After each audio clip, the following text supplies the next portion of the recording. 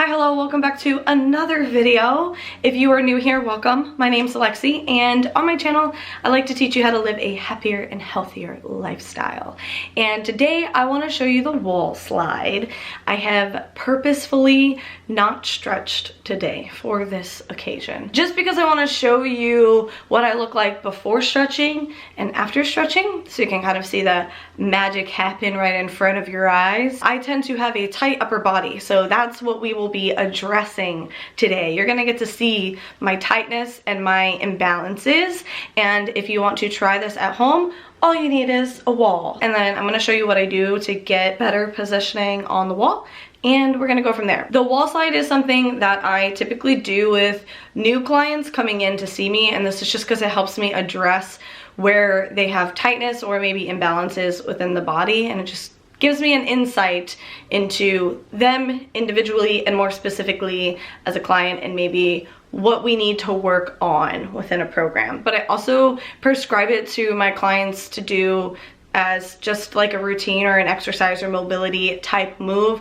to do at home. I always like to tell my clients to habit stack it with something that they do, and I use taking a shower as an example. I probably take a shower every day, so that's the perfect time to just add one wall slide in real quick. I always recommend taking something like this and maybe habit stacking it if you find you don't have time for it, or it's too overwhelming to find a time in your schedule to fit it in. Again, this is going back to the all or nothing mentality, or even the 5-minute action. So you can kind of learn to apply this into your life in that fashion or way or mentality. If you want to do this just like because you feel like it, or you want to spend 10 minutes on it, or do it how I'm going to do it today, where you try it out, do a few stretches, and then go back, then you can do that too. Do it however you're going to do it. Again, consistency is key, so you're better doing it anyway consistently than doing it a X, Y, and Z prescribed way. So find a way that works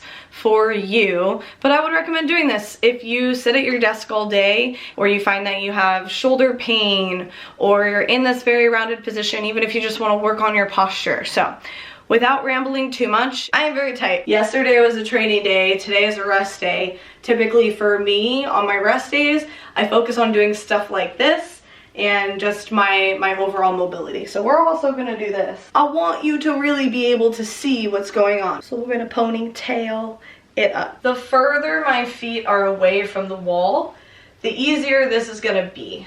The closer my feet are to the wall, the more challenging this is gonna be. I have a pretty good understanding as to where I tend to place my feet in relation to the wall when I go into this, especially knowing right now that I'm gonna be tight. I'm definitely gonna walk my feet out a little bit further than maybe if I was trying to challenge myself. I'm gonna put a marker on the floor, it's just a resistance band, so that when I come back to this, I'm consistently in the same place, so you can watch how things change over time. The whole purpose of this is we're trying to go from a V to a W, and we want to think about sliding our arms along the wall. While we're doing this though, we want to work on getting everything nice and flat up against the wall. So there's going to be a bunch of key points that I'm going to walk you through to tell you where you should be checking in with yourself to make sure that everything is tight on the wall. The first step when we're here is, of course, finding our feet on the floor. We're going to get our butt against the wall, and then I'm going to push my shoulder blades against the wall, or my upper back against the wall. Now that I've pulled those shoulder blades back on the wall, I've created more of an arch in my lower back. So I need to work on tucking the pelvis forward to get that lower back nice and flat on the wall. But now what happens is my shoulders want to peel away. So I have to actively push my shoulders into the wall as I'm tucking my pelvis. Lastly, I'm going to make sure that I tuck that chin into the wall. So I'm going for this back of my head here to be against the wall. So I'm thinking about creating that chin no one wants in a photo. So I'm gonna look straight forward here, and I'm just gonna act like I'm pushing my nose back. And even just doing this has made the movement way more challenging. So now we're gonna get into the tough spot. I'm gonna bring the arms above my head. Oh, I'm not even close. Give me a second. I'm gonna work on this. So as I go through this, I'm gonna constantly be cueing myself, back, shoulders, nose, chin, head. I'm saying these words and these cues to myself to remind myself that all of these things need to be flat against the wall, because all of these things are going to want to start to peel away from the wall as I try to drive my arms into the wall. So I'm just going to work on keeping my arms nice and straight, and we're going to drive the arms in the wall. Okay, here we go.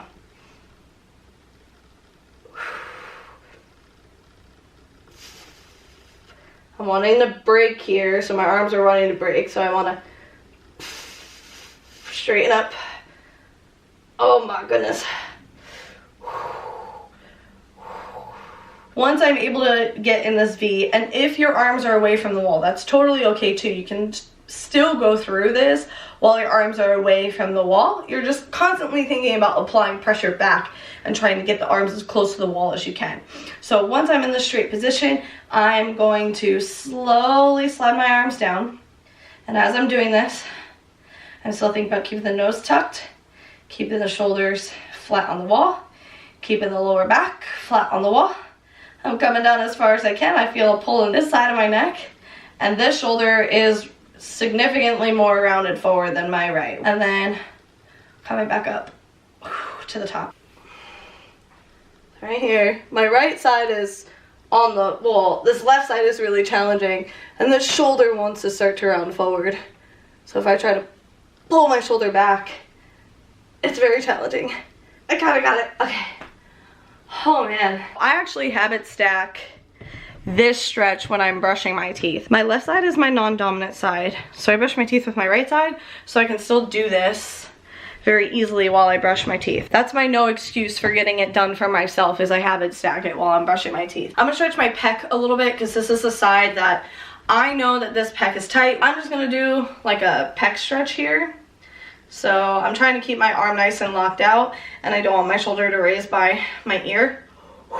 As soon as I try and slide that shoulder blade down, I'm just like on fire. And I'm trying to rotate out away from the wall, and sometimes I'll play with how my hand is rotated too. I mean, my best advice when you're going through these stretches, especially if you're doing stuff like this on your own and you don't have someone there to coach you or guide you, is just remember you want these things to feel good, and just practice your body awareness and kind of checking and getting in tune with your body, because your body will kind of tell you what it needs if you learn how to listen to it. And that's usually what I'm doing when I'm stretching or I'm warming up, is I'm listening to what my body is telling me, essentially by how it feels.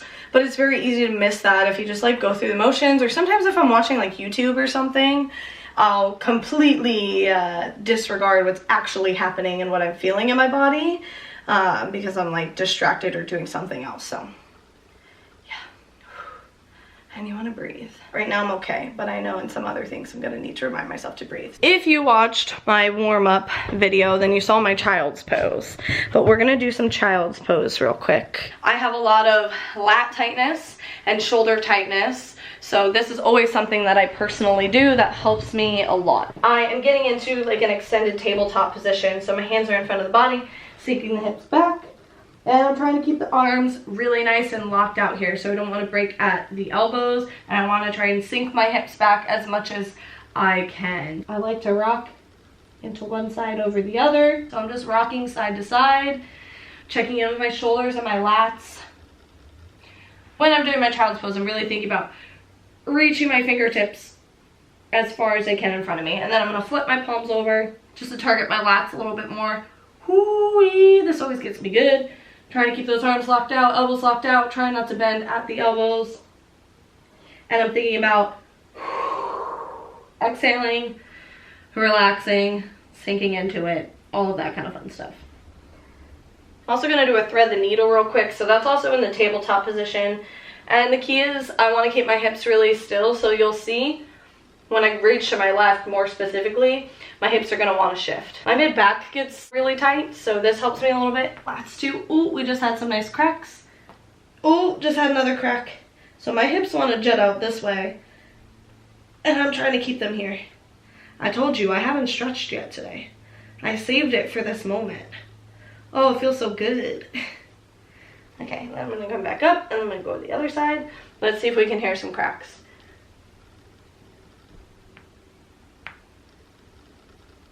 Ooh, okay, just two. My hips want to shoot out. So I'm trying to pull them back over or to the opposite side. Can you tell by the strain in my voice? Ah, beautiful. I feel 1,000 times better already. Oh my goodness gracious. So I'm gonna hit one more. Usually I do like the super band pass through as well, but I'm gonna skip that for now. I'm gonna do a thread the needle with a rotation. Same thing, thread the needle, reaching through as far as I can. The only difference now is I am going to open up. So you can't see my hand, but I'm trying to pull it back as far as I can. Opening up the chest. And then I'm gonna do the other side. Oh my goodness, my shoulder. Here. And then here.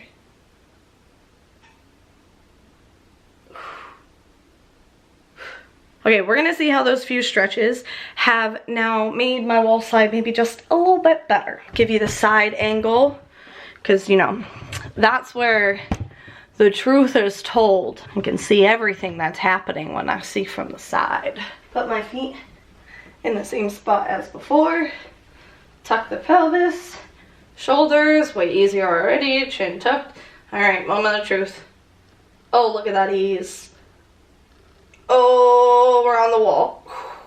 I'm tight, but...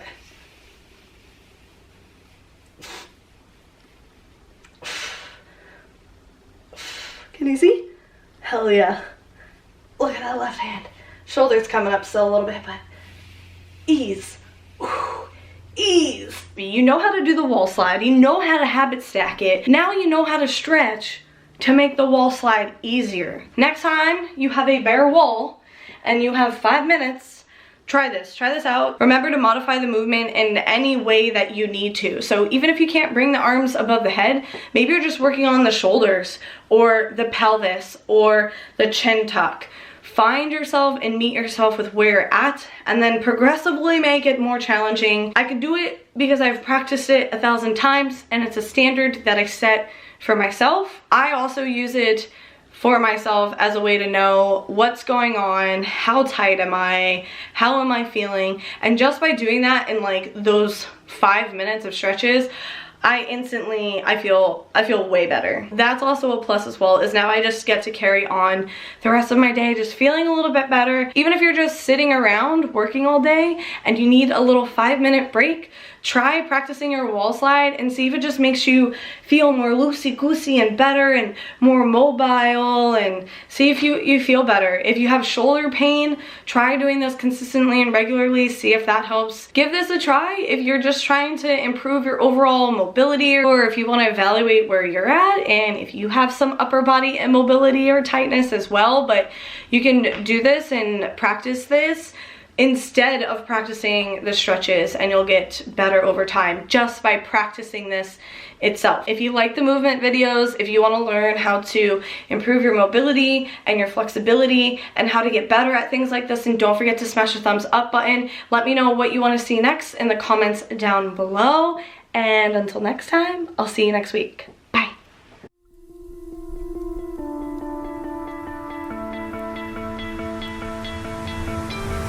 You